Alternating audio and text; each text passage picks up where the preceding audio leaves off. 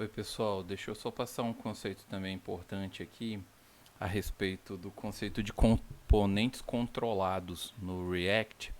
É, Isso daqui eu vou colocar aqui um exemplo. Normalmente, ó, você pode digitar aqui componente controlado no Google, ele já vai aparecer aqui, ó. Deixa eu fazer esse exemplo com vocês.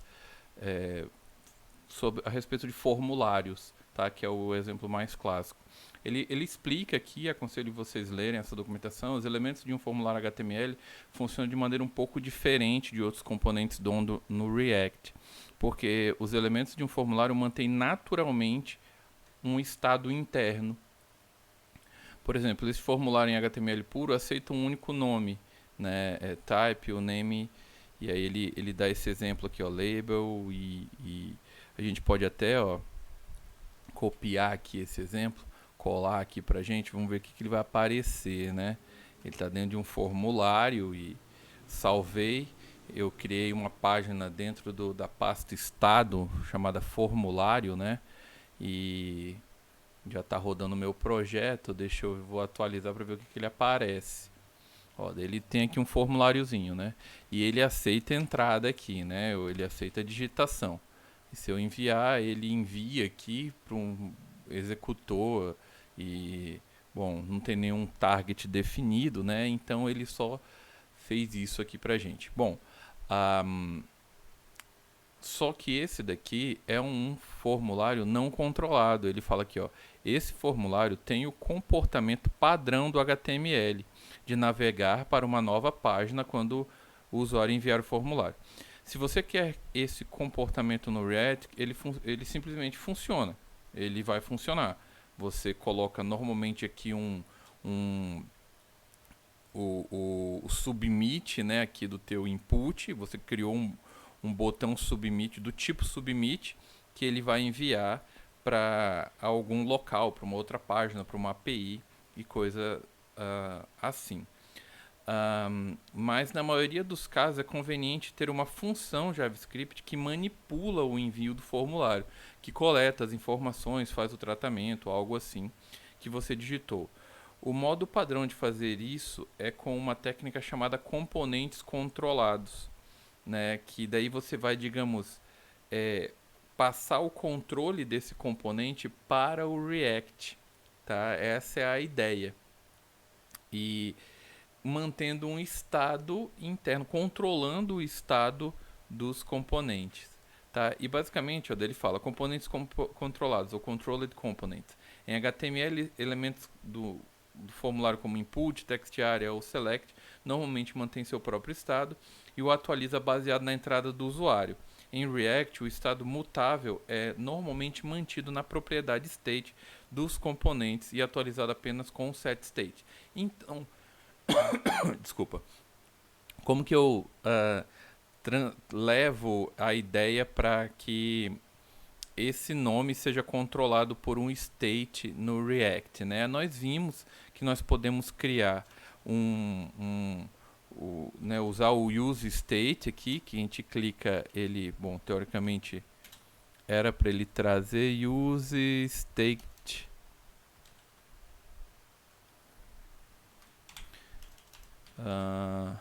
Aí agora ele vai trazer pra gente, ó, use state, ele importou aqui pra mim, né? E eu vou colocar aqui que ele começa com um valor vazio aqui. Isso aqui é importante já pra gente. Vou colocar aqui, que ali vai entrar com o nome, né? Digamos que seja um formulário de nome. Então, nome, set nome, né? Como que eu vinculo esse input aqui para que ele atualize essa variável de estado aqui para mim, né? Eu coloco uma variável value e coloco que ela é, né, o nome aqui da gente. Então, agora eu vou salvar e percebo que ele está dando esse erro de porque eu não sei porque alguma coisa ele não aceita as funções com nome minúsculo, que ele até aceita, mas ele dá um warning que eu não gosto de warning. Então vou salvar. Aí você perceba agora, ó, tô tentando digitar e ele não está permitindo. Ó, vocês devem estar ouvindo a tecla aqui, ele não permite.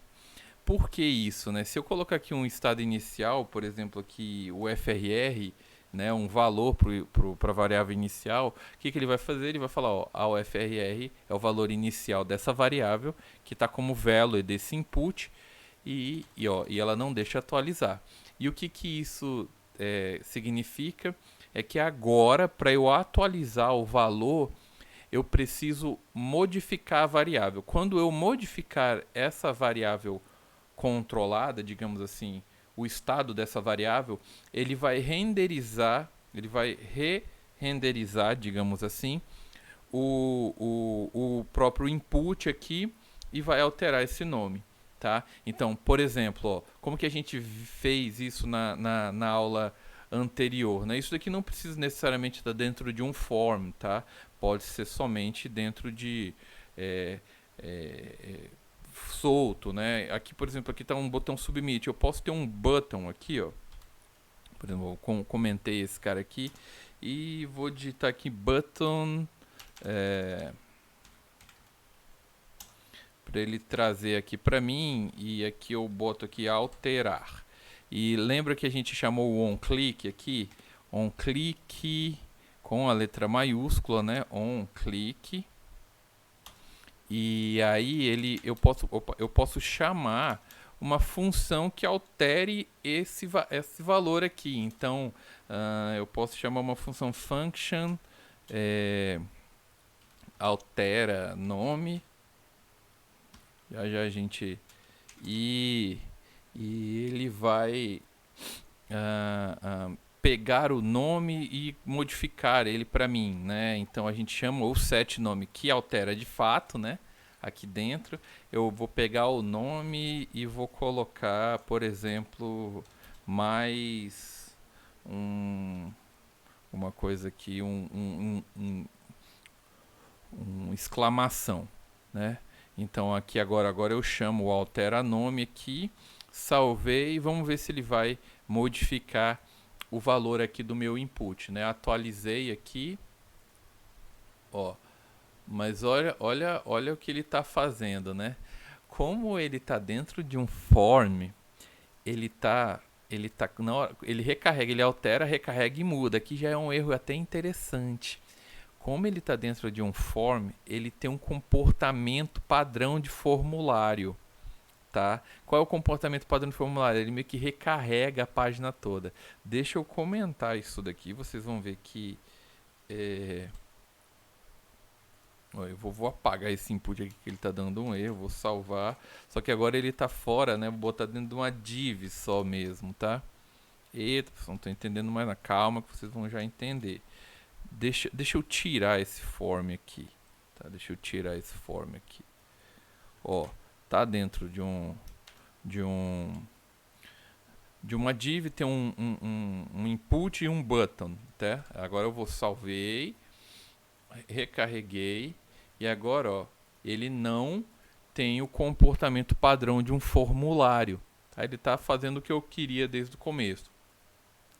Se tivesse daquela forma, eu poderia tratar o comportamento padrão do formulário, tá?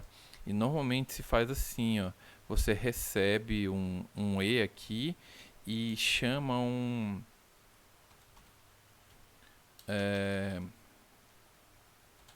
prevent default.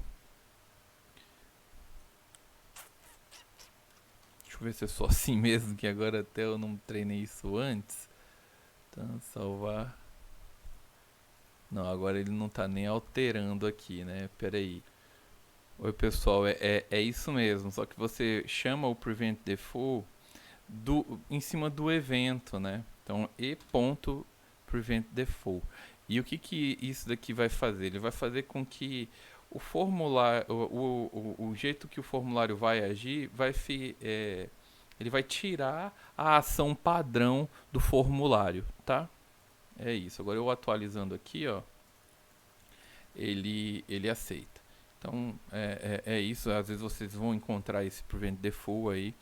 Bom, só que eu não consigo. Como que eu faço para habilitar para eu poder digitar aqui dentro, né? Como eu tenho que,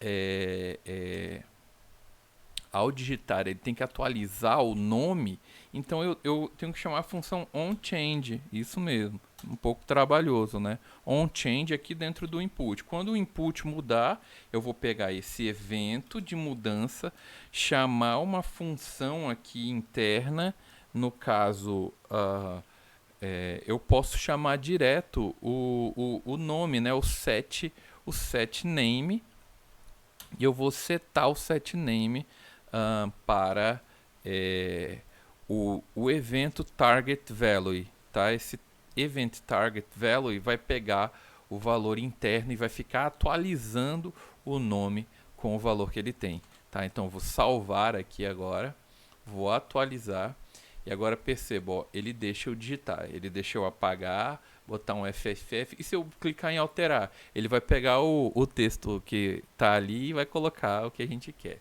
Tá? Então é isso. Esse é o jeito que você vai ver os formulários normalmente, tá? Normalmente eles também ficam assim, ó, para ficar um pouquinho mais organizado. Deixa eu ver se ele ó.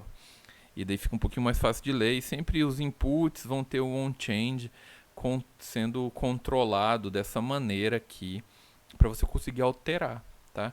Você pode ou alterar por um botão, por um outro evento externo ou no próprio onChange das partes do input do formulário, do text area, do select, ele tem um onChange. Quando ele muda, ele altera. Beleza? Então, show de bola. Ah, tá aqui só uma outra coisa, tá? Ó, aqui, ó, se eu clicar aqui em...